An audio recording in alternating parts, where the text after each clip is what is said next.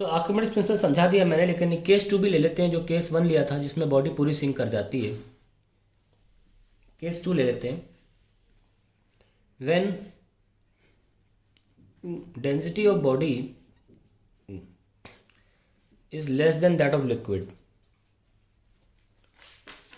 less than that of liquid,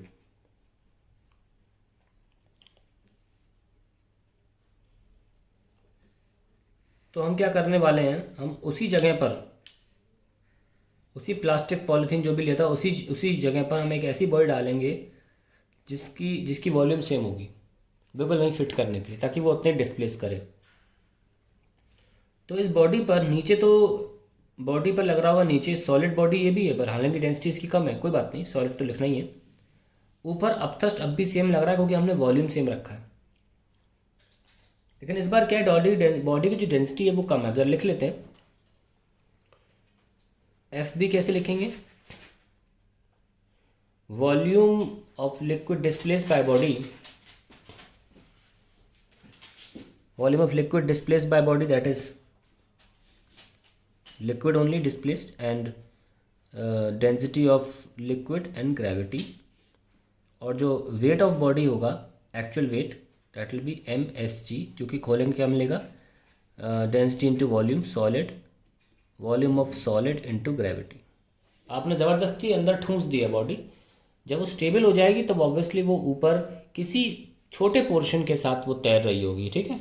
अभी हम अंदर की बात कर रहे हैं। अभी हमको पता है कि वॉल्यूम हमने जब पूरे अंदर डाली दी है बॉडी, तो वॉल्यूम तो सेम है। वो अलग बात है कि उस पर अब ऊपर की तरफ फोर्स लगेगा, बॉडी ऊपर चली जाएगी। स्टेबिलिटी के दौरान कुछ और लिखेंगे, ठीक है। स्टेबिलिटी मतलब इक्विलिब्रियम में जब बैलेंस हो जाएगा। इक्विलिब्रियम का मतलब क्या होता है, जब फोर्स नेट जीरो हो जाए। भाई अभी तो नेट फोर्स जीरो नहीं है ना, तो अभी क्या है, हम देख सकते हैं कि एट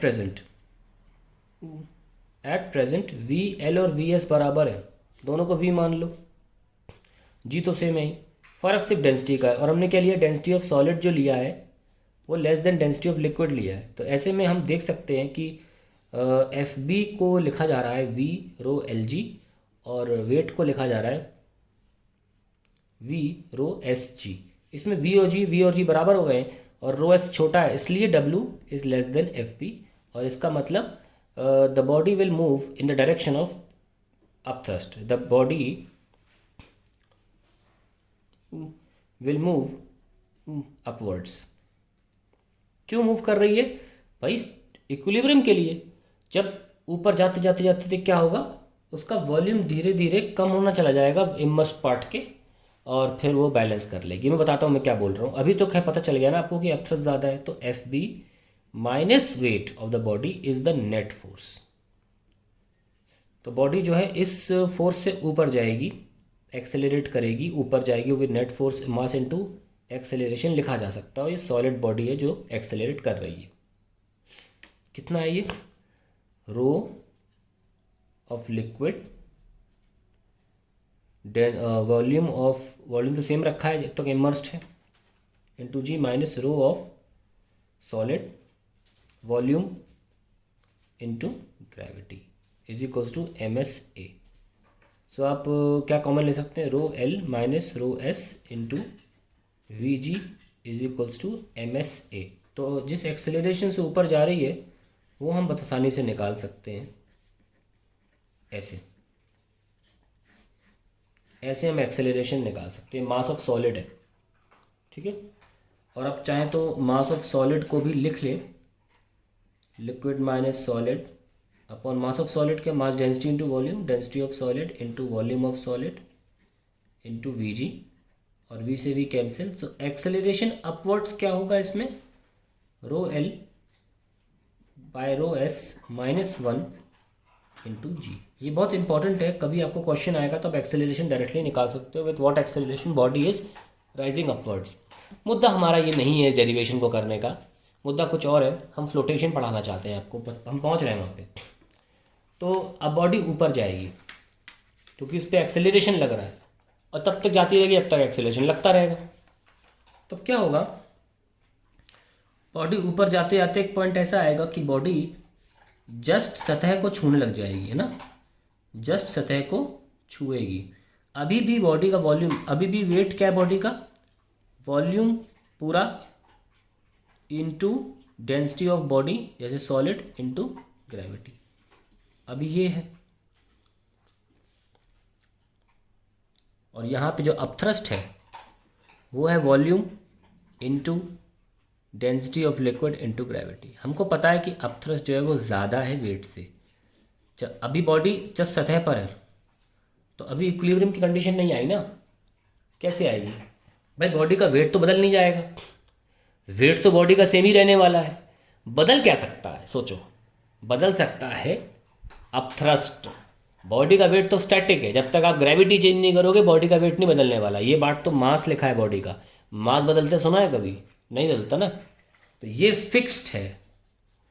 इक्विलिब्रियम के लिए अपथ्रस्ट को सैक्रिफाइस करना होगा, कैसे करेंगे, अपथ्रस्ट ज़्यादा है।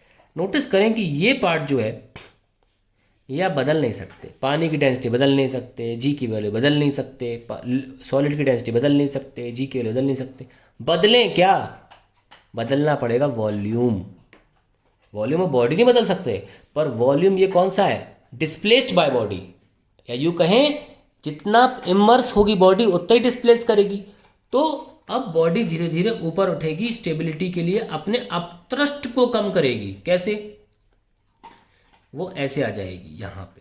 तो अब इतना पार्ट ही केवल इमर्स्ड है, तो अब ये वॉल्यूम तब तक कम होता रहेगा जब तक कि वेट के बराबर ना आ जाए, जब तक कि ये क्वांटिटी पूरी की पूरी वेट के बराबर आ जाए। इसीलिए बॉडी फ्लोट करती है, थोड़ा पोर्शन अंदर होता है थोड़ा बाहर होता है। क्यों, टू अचीव स्टेबिलिटी और net force zero on body. पूरी प्रोसेस लिख रहा हूं, the body rises up till volume of immersed part is so adjusted that FB is equals to weight। Weight आप नहीं बदल सकते, सैक्रिफाइस अपथ्रस्ट का ही होगा थोड़ा बहुत, ठीक है। तो इसीलिए अल्टीमेटली ड्यूरिंग फ्लोटेशन, हम भी फॉर्मूला लिखते हैं, ड्यूरिंग फ्लोटेशन फॉर्मूला जो लिखा जाता है वो क्या लिखा जाता है, upthrust is equal to weight, और उसमें अपथ्रस्ट में वॉल्यूम ऑफ इमर्स्ड पार्ट लिखते हैं,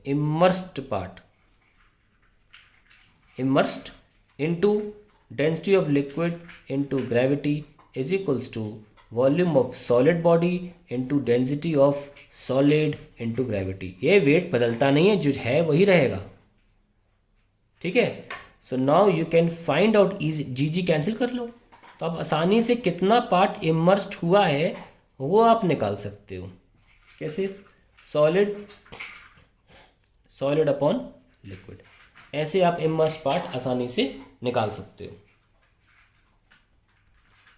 अब जैसे बर्फ़ के केस में हम देखें, बर्फ़ हमने देखा है कैसे तैर रही होती है पानी पे, वॉल्यूम ऑफ इमर्स्ड पार्ट बर्फ़ का निकाला जा सकता है। कैसे, volume of solid, density of solid upon density of liquid.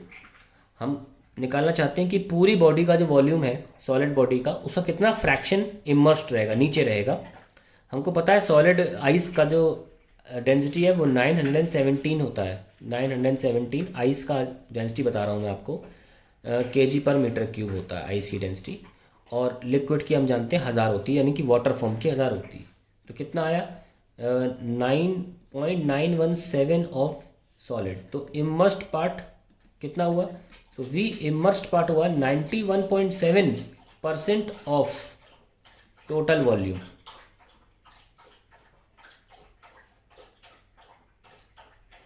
थोड़ा वेट करें,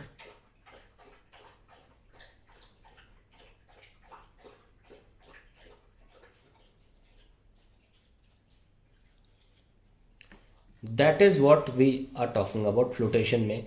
तो यानी कि जो अपर पार्ट होता है, जो अनइमर्स्ड होता है, वो 8.3% हुआ।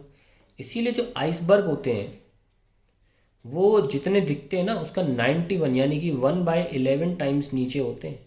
अगर ये 1 पार्ट है तो इसका 11 गुना नीचे है, 11 टाइम्स, क्योंकि जब आप इसको 100 से डिवाइड करोगे, अपर पार्ट को 8.3 लिखा है ना, तो परसेंट यानी कि 8.3 डिवाइड बाय 100 आप सॉल्व करोगे इसको तो ये 1/12 के आसपास आएगा।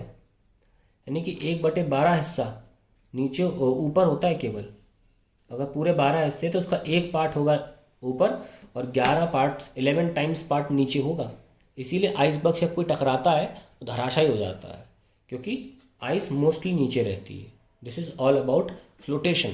तो ध्यान रखें, फ्लोटेशन में ये इंपॉर्टेंट होता है कि कितनी बॉडी में, एक बार बहुत इंपॉर्टेंट चीज़ लिख देता हूँ फ्लोटेशन में, इसी में ऐड करता हूँ कि अगर कोई बॉडी फ्लोट कर रही है, ये स्टेटमेंट लिखना बहुत ज़रूरी है, तो आपको क्लियर हो जाएंगी चीज़ें। मान लीजिए कोई बॉडी फ्लोट कर रही है, तो ऐसे में हुआ क्या, आप नोटिस करिए मैंने क्या किया। अपथ्रस्ट ने पूरे वेट को संभाल लिया, यही मैं लिख रहा हूँ क्या, ड्यूरिंग फ्लोटेशन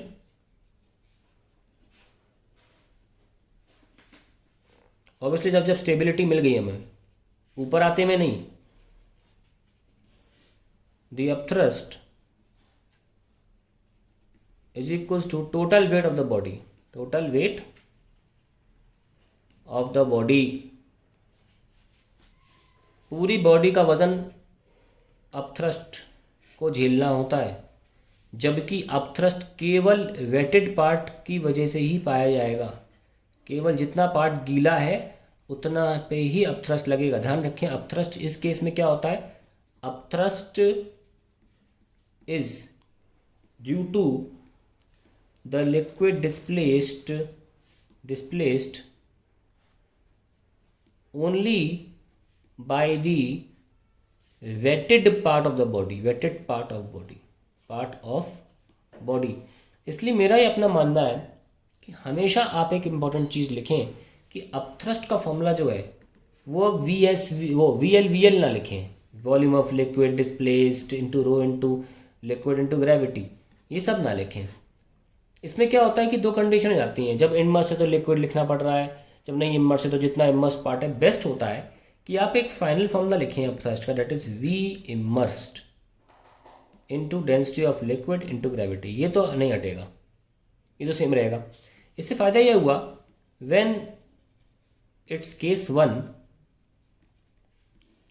तो V इमर्स्ड हो जाएगा, मतलब जब बॉडी सिंक कर गई तब V इमर्स्ड हो जाएगा total volume of body, volume of body ले लेंगे, वॉल्यूम ऑफ बॉडी ले लेंगे।